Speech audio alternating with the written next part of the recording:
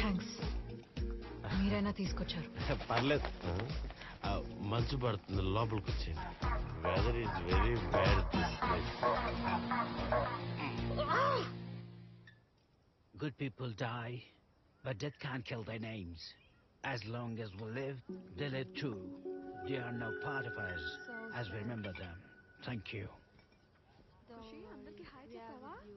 బావా, అసలు ఈ ఈవెంట్ దేని గురించి? మనకు తెలిసిన వాళ్ళందరూ జరిగిపోయిన విషయాన్ని మర్చిపోమని పదే పదే గుర్తు చేసే ప్రోగ్రామ్. ఆ పక్కింటి వాళ్ళు రాలేదేంటి? వాళ్ళ ఇంటికి వెళ్ళలేదా పిలవడానికి?